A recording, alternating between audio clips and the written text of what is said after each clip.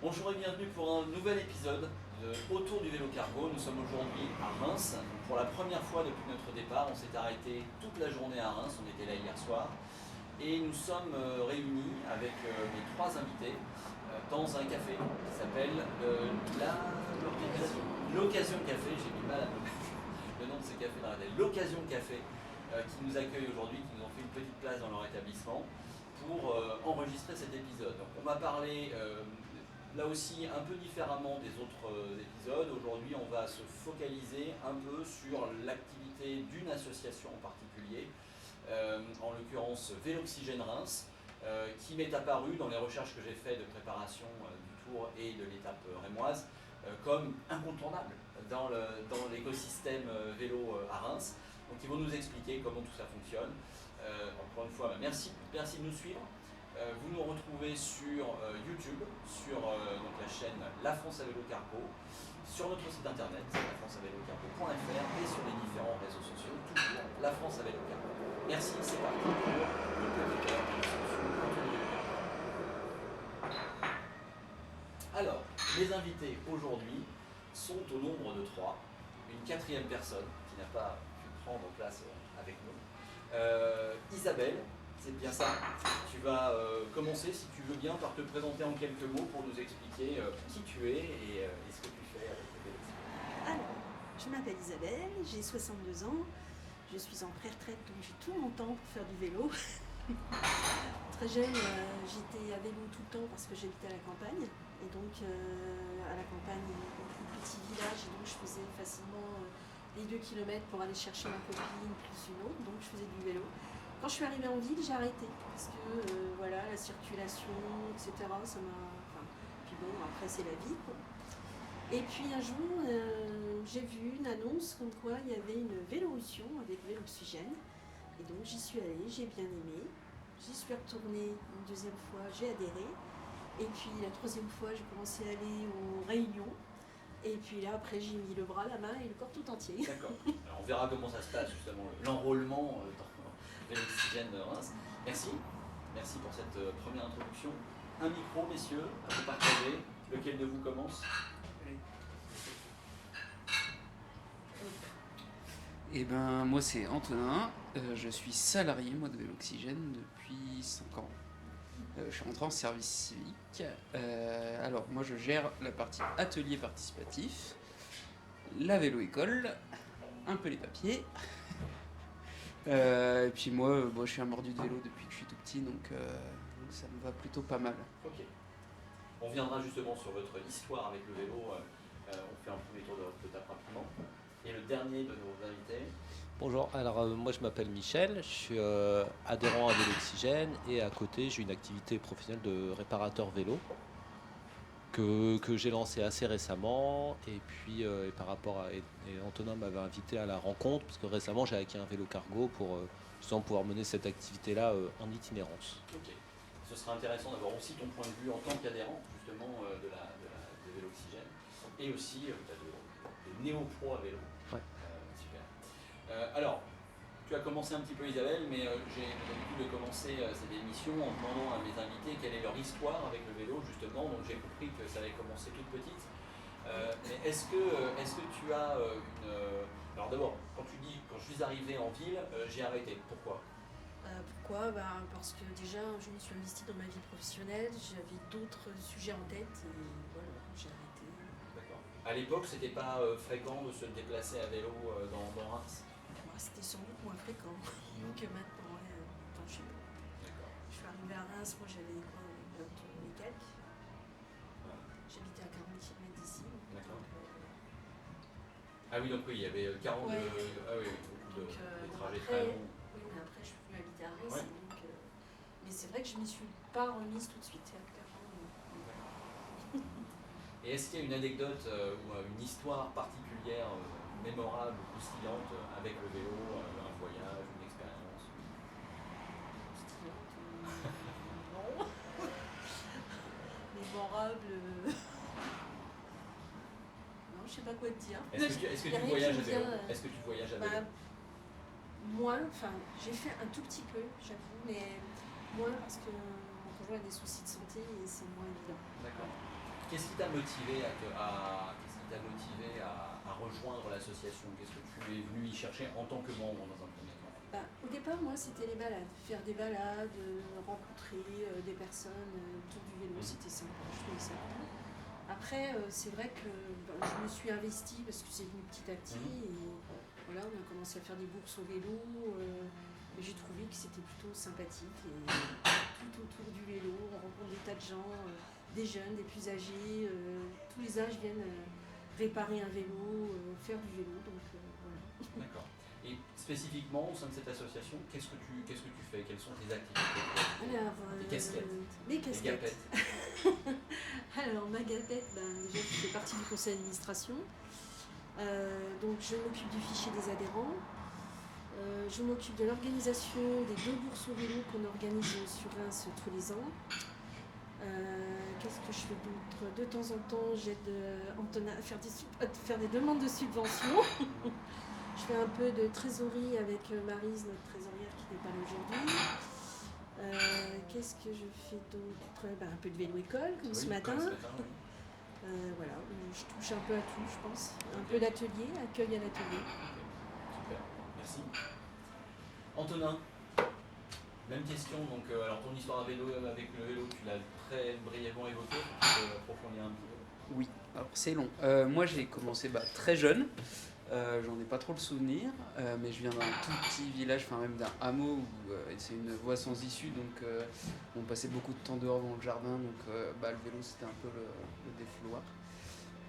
Et puis après, j'ai un appartement à la montagne, donc j'ai commencé à faire du VTT, un peu de cross-country, du VTT de descente, tout ça. Après je suis arrivé à Reims, au lycée, et j'ai un ami qui faisait du BMX. Et donc on allait au skatepark pendant les pauses. Et puis quand je suis devenu étudiant, j'ai acheté un BMX dans une bourse au vélo. Toujours à Reims?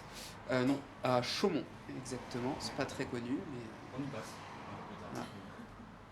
Et donc je faisais du BMX à ce moment-là. Et j'ai commencé à faire du vélo taf, on va dire, d'aller au lycée de mes études supérieures à vélo parce que le transport en commun était une catastrophe. Et donc je me suis dit, j'ai un vélo, pourquoi pas l'utiliser? Donc j'ai commencé comme ça. Je suis revenu à Reims, puis j'ai continué à utiliser le vélo pour me déplacer dans Reims. J'ai continué le BMX jusqu'à en faire un très bon niveau, que j'ai arrêté il n'y a pas très longtemps. Là je prends le vélo de route maintenant. Je fais des longues distances en vélo de route. Et puis toujours un peu de VTT, un peu de choses comme ça. Et puis je réparais moi-même mes vélos. Et puis je me suis retrouvé service civique à Vélo-Oxygène. Et puis à la fin de mon service civique, on m'a dit est-ce que ça serait de rester? Donc je suis resté. Et puis après, je me suis dit j'aime bien donner des cours de vélo parce que j'en donne aussi de temps en temps avant BMX. Et puis je me suis dit je vais aussi me former. Donc je me suis formé il y a 2 ans maintenant. Pour pouvoir donner des cours de vélo-école. Tu as passé le CQP ou J'ai passé le CQP. D'accord. À quel endroit? À Voiron, Ah oui. à l'Institut de la formation du vélo. Et voilà. Ok. Très bien. On reviendra sur le fonctionnement vraiment de l'association. Merci pour ce premier. J'ai tout dit. premier panorama. Tu passes à ton voisin. Donc de la même façon, l'histoire avec le vélo, comment c'est fait, depuis combien de temps? Comme beaucoup de gamins, je faisais du vélo, j'étais à la campagne, je faisais du vélo pour aller voir des copains qui étaient dans d'autres villages. Après, je suis arrivé à Reims et là, j'ai un peu arrêté parce qu'on vivait dans un appartement avec ma famille, donc on n'avait pas forcément de garage, de place on a dû laisser plein d'affaires quand on a quitté la campagne. Et puis après, c'est revenu bien plus tard. Je sais pas, là j'ai 40 ans, je devais en avoir 20, 28, 20, 29, en bref, c'est pas grave. Mais, en fait, il y avait un lieu autogéré à Reims qui s'appelait l'Écluse, auquel je participais.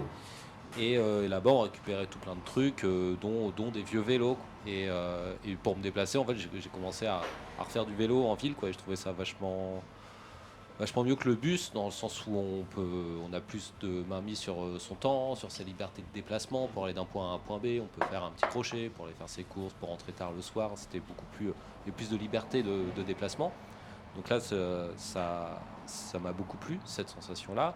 Et puis comme l'idée du lieu autogéré, c'était de développer des activités d'échange, de savoir-faire.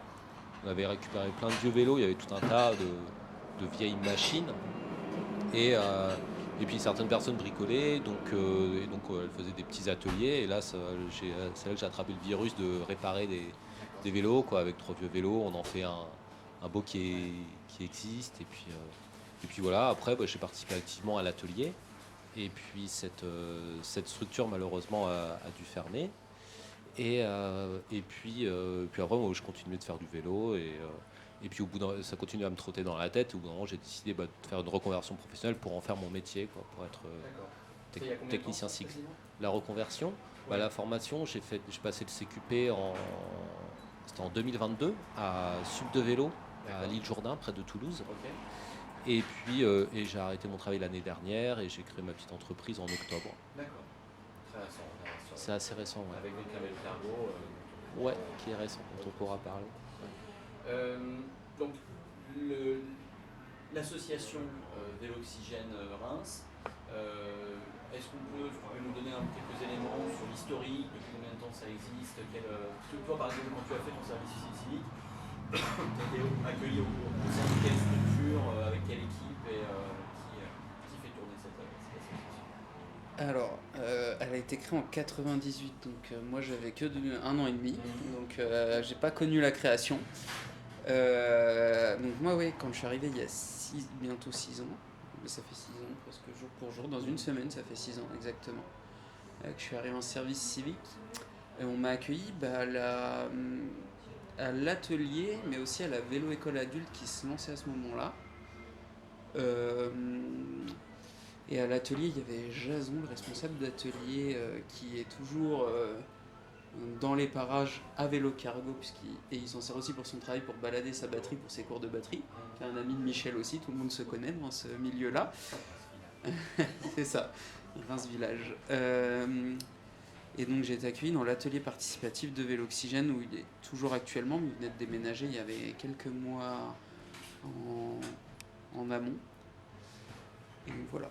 D'accord. Et aujourd'hui, donc, tu évoques plusieurs activités, mais aussi potentiellement plusieurs lieux. Vous avez plusieurs implantations dans Reims? Oui, on a tout ce qui est pour les papiers, nos réunions, etc., à la maison de la vie associative.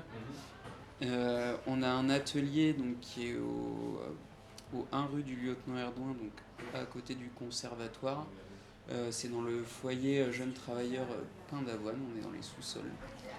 Et donc ça, c'est notre atelier participatif, c'est là-bas qu'on accueille les gens pour les réparations de vélos, pour les achats de vélos, etc. Et on a aussi une vélo-école donc, qui est au 9 rue Noël, qui est aussi dans un foyer jeunes travailleurs, aussi dans les sous-sols, qui appartient en fait au même groupe, c'est une association qui a ces foyers-là. Et donc notre vélo-école est en plein centre-ville, et l'avantage c'est qu'elle est accessible facilement en train, en bus. Il y a une esplanade assez grande où on peut commencer dans un milieu sécurisé. Et les gens qui n'ont ni la possibilité de se déplacer en voiture ou qui ne peuvent pas se déplacer en voiture, qui doivent avoir une autre solution pour pouvoir venir à la vélo-école, c'est assez simple de venir en plein centre-ville au niveau de la gare.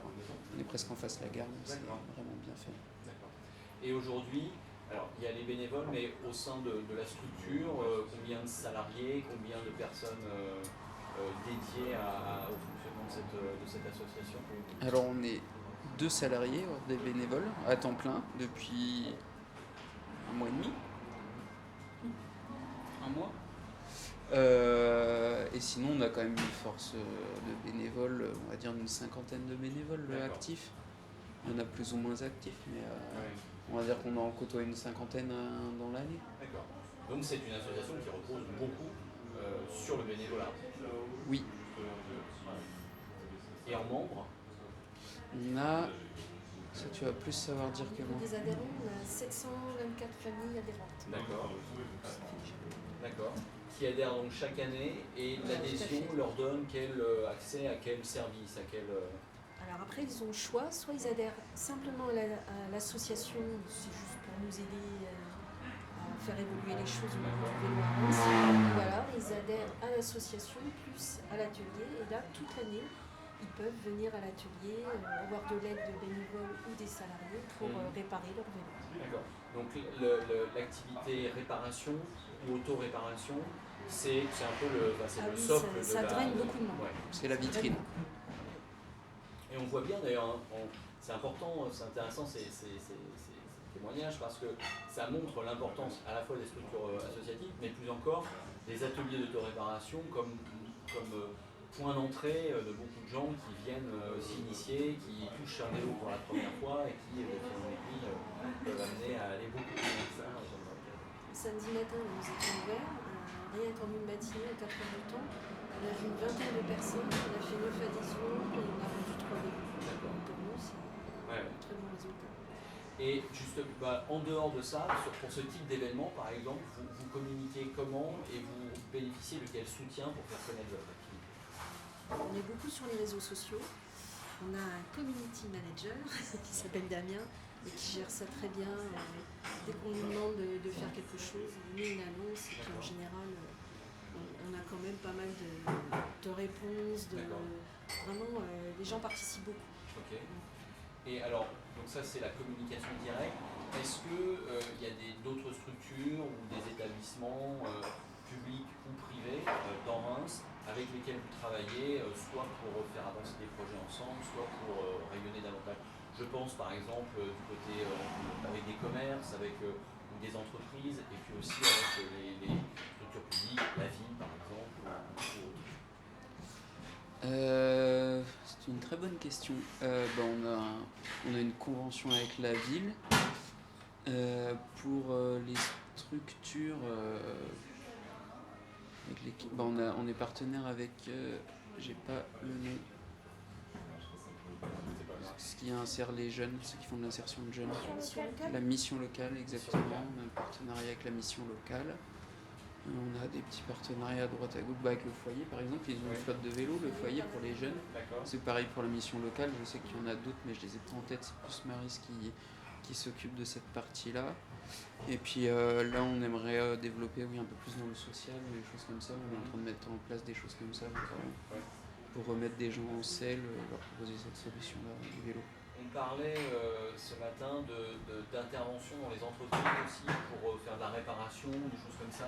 Comment naissent ces partenariats? C'est à l'initiative de l'entreprise ou c'est vous qui les démarchez d'une certaine façon? C'est pour l'instant l'initiative des entreprises, parce qu'on n'a pas le temps de démarcher très clairement, mais de la submerger de travail. On aimerait un jour, pourquoi pas.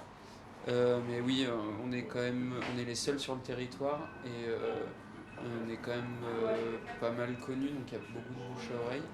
Et puis il faut aussi bien laisser de la place à des indépendants ou d'autres structures. Enfin, on n'est pas là pour faire de la concurrence, on est là pour tous bosser ensemble.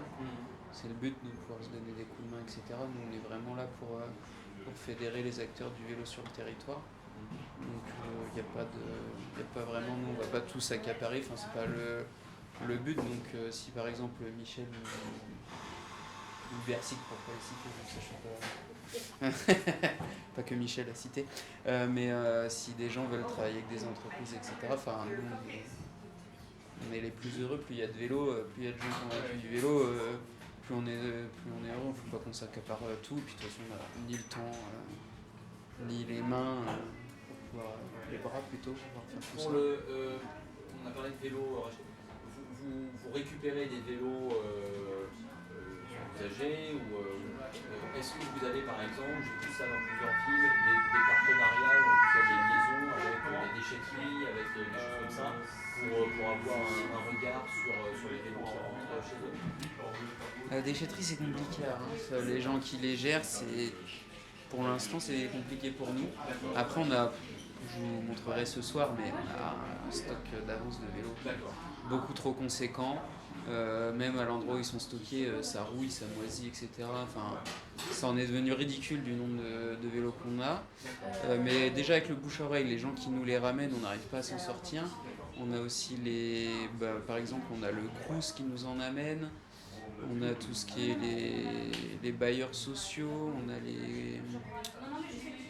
récemment, on est dans une résidence où c'est les choses comme ça. En fait, ils nous appellent, on y va avec les cargos, les remorques, etc. On a partout les vélos, mais on essaye que les gens nous les amènent parce que la logistique, c'est quand même beaucoup de temps dédié à ça. Et c'est vrai qu'en fait, déjà comme ça, on est déjà submergé de vélos, on n'arrive pas à les réparer assez vite et à les vendre assez vite. Enfin, les vendre, ça va, c'est les réparer où on manque de temps, on manque de bras. Donc pour l'instant, peut-être un jour, ce serait pas mal. Je sais que l'association de Vouziers le fait, a un partenariat et la mairie, il y a apparemment des choses au niveau de l'État où la mairie en fait gagne des sous sur les vélos qui sont refaits. Donc c'est une piste à creuser, mais à voir comment se développe l'association de notre côté. Et si elle se développe dans ce sens-là, il va falloir renforcer les gens et l'espace qu'on a. Ok. Par rapport au lancement de ton activité, à quel moment tu t'es dit je vais en faire mon métier? Quand l'activité associative que j'avais par rapport au lieu autogéré dont je parlais tout à l'heure s'est arrêtée, et que ça continue à me trotter dans la tête. Et puis je pense peut-être la crise de la quarantaine, quoi, le fait de se dire qu'est-ce que j'ai fait, enfin si je veux faire des changements c'est maintenant, après ça sera trop tard. Des moyennes fausses raisons comme ça, mais en tout cas des raisons qui poussent à franchir un cap à un moment, quoi. Et puis Et est-ce que d'emblée le projet s'est associé avec pour l'exercer à vélo, ou est-ce que tu as considéré à un moment peut-être le faire dans un cadre classique, en magasin, en atelier comment tu en es arrivé à décider de te lancer à vélo pour cette activité? en fait, au départ, ouais, ce que je voulais vraiment faire au départ, c'était quelque chose d'itinérant, d'aller à la rencontre des gens et puis de profiter de ce que peut permettre une activité itinérante, d'être présent sur des marchés. Et puis il y a des personnes en fait qui ont aussi, enfin moi je sais que c'est ma réalité, le vélo c'est le moyen de déplacement. Certaines personnes n'ont pas forcément de voiture, donc en fait quand son vélo il est en rade, pour l'amener chez un réparateur, tout de suite c'est la purge. Donc avoir quelqu'un qui vient chez soi et puis qui permet de le réparer, c'est super précieux, quoi. Et c'est un moyen de se démarquer aussi des autres, des vrais entre guillemets magasins, quoi, qui sont déjà établis et qui proposent un service de réparation, des vélos, le plus souvent des vélos neufs. J'ai aussi dans les personnes que je peux rencontrer, et sans doute que vous en rencontrez aussi à l'atelier de l'Oxygène, des personnes qui disent ouais ça c'est mon vélo, et dans tel magasin ils me l'ont refusé en disant oh non c'est genre les vieux Décathlon ou les vieux Piclou comme ça, donc c'est bon, quoi. Et moi je trouve ça super dommage parce qu'en fait ça reste un vélo, quoi. Oui, ça rend service à des gens. Ça rend service, et que le vélo il vale 3 000 € à l'achat ou qu'il en vaille 30 parce que la personne elle l'a acheté sur le bon coin. En fait ça reste un vélo et tout autant le droit d'être réparé, quoi. Et donc voilà, et en fait c'est pour ça qu'en fait je voulais avoir une activité itinérante, tout en sachant qu'en fait c'est aussi compliqué, on ne peut pas faire ça uniquement en itinérance, il faut aussi un point d'ancrage pour pouvoir stocker ses pièces, pour pouvoir faire des réparations qui sont plus lourdes, ou si on veut également peut-être faire moi ce que j'aime bien faire aussi, c'est de la restauration de vélo. Voilà, un travail qui prend du temps, donc il faut avoir vraiment un espace dédié dans lequel on puisse s'implanter. Et puis le vélo cargo, il faut aussi pouvoir le ranger quelque part, le stocker. Donc avoir un point d'ancrage, un atelier, je pense que c'est compliqué de faire l'un sans l'autre. Certaines personnes peuvent avoir la chance d'avoir un garage un peu grand, un peu sécurisé pour pouvoir faire tout ça au même endroit. Moi c'est pas mon cas. Du coup, ouais, j'ai un atelier fixe, mur, et récemment un atelier mobile. Et tu as l'intention de développer ton activité, on parlait tout à l'heure d'intervention d'entreprise par exemple, c'est quelque chose que tu souhaites faire? Ouais, carrément, je pense que ça c'est une super idée, parce qu'on voit que de plus en plus il y a des personnes ce qu'on appelle les vélotaffeurs, leur vélo c'est leur moyen de locomotion de tous les jours pour aller au boulot, donc ça peut permettre à des structures comme des comités d'entreprise d'avoir une forme d'action sociale avec leurs salariés. Donc intervenir dans des entreprises, et puis ça permet aussi de mutualiser, notamment des frais de déplacement, des temps d'intervention. Il y a des entreprises qui disposent de flottes de vélos, donc intervenir auprès de ces structures, c'est pertinent. également. Donc oui, après, oui, des personnes morales sont des clients potentiels et des personnes qui peuvent être intéressées par ces services de réparation de vélo, qui soient fournis par une association comme Véloxygène ou par des indépendants comme moi. Est-ce que, donc pour le lancement de ton activité, est-ce que tu as bénéficié d'un accompagnement justement ou de certaines structures? Ouais, je suis allé voir la Chambre des métiers et de l'artisanat, Oui. donc ils m'ont aidé sur le fait de projeter.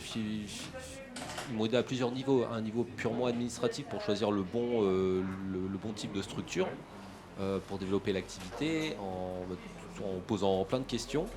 Et puis moi, en me laissant réfléchir dans mon coin, et puis après en revenant avec des débuts de réponses que j'avais, et puis voilà, ils complétaient. Mais c'était super bien de fonctionner ainsi, parce que moi, ça me poussait aussi à poser des questions que je ne me posais pas forcément. Un accompagnement financier aussi pour projeter un budget prévisionnel. Et puis eux, voilà, ils ont aussi c'est leur travail, donc ils ont une vision plus claire pour projeter les choses en N+1, N+2, N+3, voir s'il y avait une nécessité d'emprunt ou si en autofinancement c'était réalisable, et puis aussi me mettre face à des réalités en fait que j'envisageais pas forcément, parce que des fois on idéalise une activité qu'on peut faire, donc voilà, des fois c'est un peu la douche froide, mais c'est super important d'avoir ce genre de retour, ce genre d'accompagnement. Donc ouais, la Chambre des métiers sur la création de la structure. Et puis après, moi j'avais fait un CQP je l'avais dit tout à l'heure, ouais, à l'île Jourdain, à Toulouse, donc ça c'est le volet formation. Et toi c'était à Voiron, moi c'était à l'île Jourdain. C'est vélo école. Et pour financer cela, par exemple, c'est Transition Pro Grand Est. Ok. Je suis passé par eux et en fait ça a permis en fait d'avoir un congé, ça a permis à moi de me mettre en congé. Transition Pro Grand Est, en fait, payer à mon ancien employeur en fait l'équivalent de mon salaire pendant mon temps d'absence. Donc ça c'est exactement, c'est un projet qui s'appelle Transition Pro, enfin un dispositif qui s'appelle Transition Pro. Il y a des agences régionales qui existent avec cette structure. Donc ça c'est incitatif pour les employeurs aussi pour se passer de leurs salariés pendant un certain temps.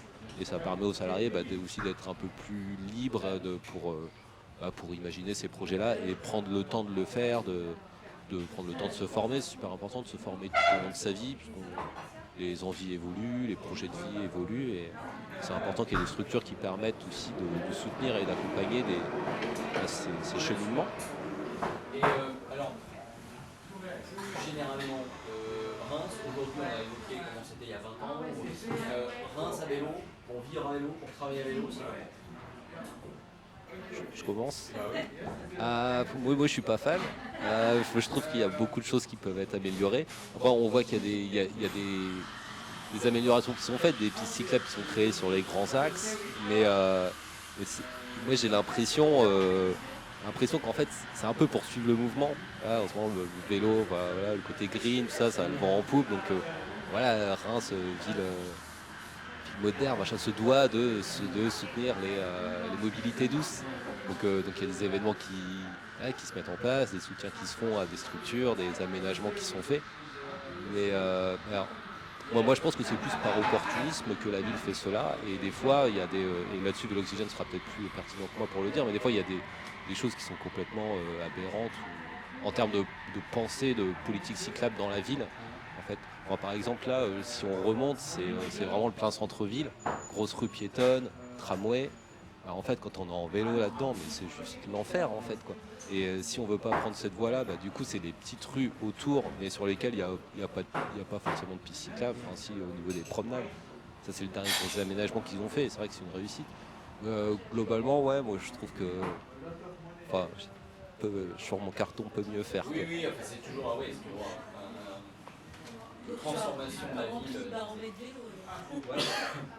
Oui, le baromètre vélo, effectivement, qui questionne, qui est porté par la FUB et qui questionne, c'est tous les 3 ou 4 ans, je ne sais plus, mais enfin en tout cas cette année, pour prendre un instantané de ce que pensent les usagers des conditions cyclables dans leur ville pour voir comment les choses évoluent au fil du temps. Donc ton regard là-dessus, sur la situation, sur la cyclabilité de Reims, j'ai peut-être un regard un tout petit peu différent parce que moi je vais aux réunions avec le service de la mobilité, de la mobilité douce. Donc après, nous, on refait remonter par rapport à ce que nous disent nos adhérents, ce qu'on constate sur le terrain, et on fait des réunions justement pour essayer d'améliorer les choses. Après, eux, ils ont aussi beaucoup de contraintes réglementaires. C'est pas toujours évident de faire quelque chose de fluide et de super bien organisé. Donc, voilà, je suis partagée. C'est vrai qu'il y a des points ici où franchement, Vel, lui, là-dedans, voilà, il y a des choses qui ne vont pas du tout. Après, ils font des efforts, on va dire ça. Bon, c'est sûr, ce qui ressort des entretiens que je peux avoir au fil des villes, notamment avec des élus ou des représentants des équipes mobilité des différentes villes, c'est que même avec beaucoup de bonne volonté, sur des projets qui prennent du temps, les travaux d'aménagement sont forcément des périodes qui sont inconfortables, douloureuses pour tout le monde, donc il y a beaucoup de pression. On parlait aussi ce matin avec Laurent Pli des fluctuations dans les disponibilités budgétaires. Parfois on pense pouvoir s'appuyer sur certaines enveloppes et elles disparaissent à l'occasion d'une politique nationale. Donc tout ça effectivement sont des politiques compliquées à comprendre. Il y a beaucoup de contraintes. On est en France. Et de ton point de vue, Antonin? Je vais donner mon point de vue et peut-être pas celui de Velox. Moi, je rejoins un peu Michel. Je sais que, moi, je vois aussi en interne qu'il y a quand même beaucoup de contraintes. Mais par exemple, il y a 1 an et demi, je suis allé à Lyon pour les rencontres de la FUB des vélos-écoles, où ils ont lancé un plan vélo à quelques jours d'intervalle de Reims. Et ça n'a rien à voir. Les travaux ont commencé beaucoup plus tôt. Les travaux étaient beaucoup plus ambitieux, ont été réalisés. À Reims, ça stagne depuis maintenant 1 an, 2 ans, ça stagne. Ils ont commencé les travaux. Moi, j'ai fait les premières réunions des retours. C'est souvent la réponse, c'est ça va coûter trop cher, vous en demandez trop. Et je trouve qu'à Reims, on a tendance à mettre beaucoup de peinture. On fait beaucoup de bandes cyclables et peu de pistes cyclables, même pas de pistes cyclables. Mais je trouve que, en fait, moi, maintenant que j'ai le regard un peu de prof de vélo-école, je sais qu'il y a des gens où, pour moi, ça me semble sécurisé. Je suis à l'aise à ce niveau-là. Les gens qui sont au service de la mairie font aussi pas mal de vélo et ça leur semble normal et une bande, ça leur suffit.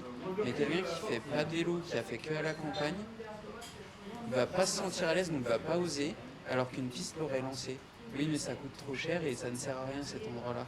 Oui, mais ce qu'on demande, c'est pas ce que eux ressentent, c'est ce que les gens ressentent.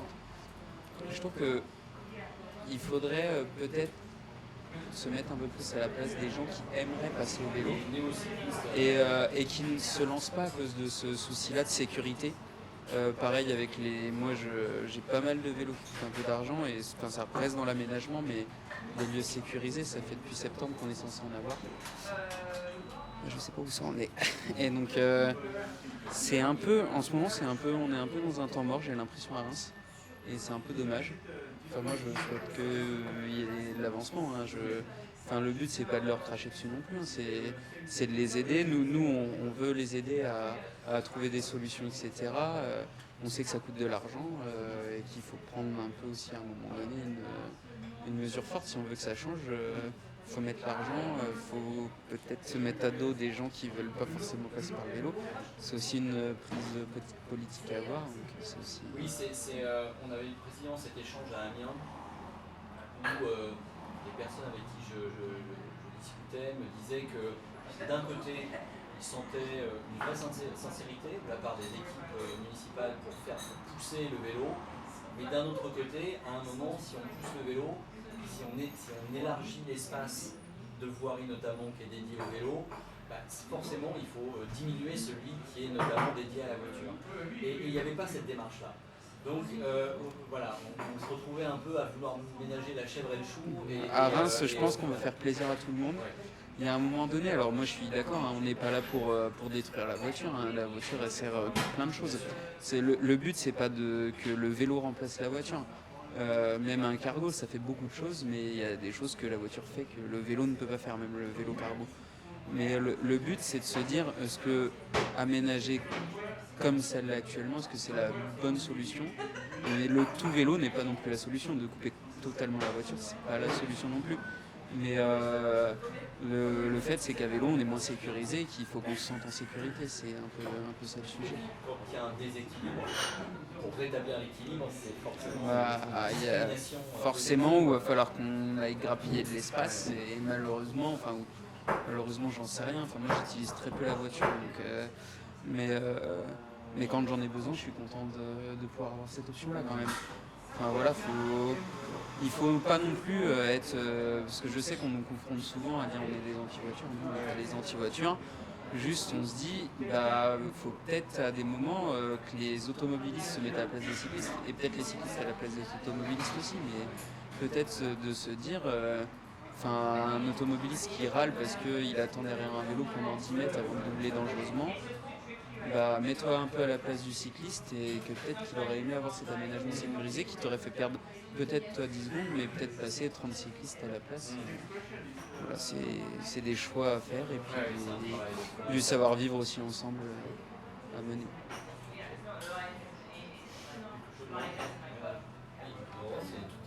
Pour les connaître, au service des mobilités douces, il y en a plusieurs qui font du vélo. Oui, complètement, oui. Je vois quand même ce qui se passe à Vinci. Après, je suis un peu d'accord aussi avec Antonin, c'est pas facile.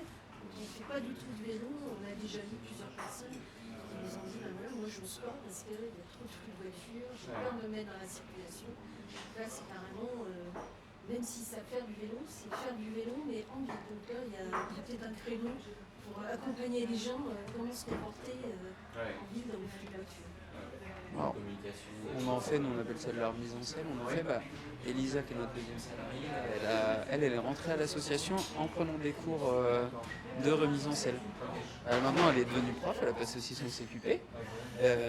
Mais c'est vrai, moi je sais pas si c'est... Après j'ai commencé à Chaumont, qui est quand même une petite ville, et je sais pas si je suis inconscient de ne pas avoir eu peur à ce moment-là, mais c'est vrai que... même moi qui sais bien faire du vélo, il y a certaines fois où, pas être impoli, j'ai serré les fesses, quoi. Oui, c'est sûr qu'on retrouve aussi beaucoup cette idée que, au-delà d'une première vague, j'ai envie de dire, de personnes qui étaient des cyclistes, qui pratiquaient le vélo déjà, donc qui étaient aguerris, et qui ont changé de pratique pour ne plus uniquement avoir une pratique sportive, qui sont passés au urbain, etc., et qui avaient déjà cette culture et qui ne sont pas gênés de jouer parfois un petit peu des coudes ou des épaules. Maintenant, pour élargir encore, il faut s'adresser à une autre population de gens qui ne sont pas à l'aise sur un vélo et surtout pas quand ça commence à serrer un petit peu avec une densité de trafic. Et c'est sûr qu'il y a plus à faire pour ces gens-là que ceux qui avaient davantage un peu plus sportifs, un peu plus agressifs naturellement sur la route. Merci pour ces échanges. Est-ce qu'il y a d'autres points que vous aviez envie de faire passer sur les activités d'association, sur les perspectives, sur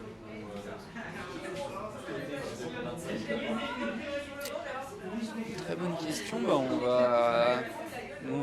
C'est sur ce qu'on planche un peu sur le conseil d'administration, un peu, c'est où est-ce qu'on va, comment on y va, comment on accompagne le territoire à évoluer, même des gens comme Michel, etc., pour accompagner des indépendants, ou même des structures, nouer des partenariats avec des gens qui font tourner le vélo.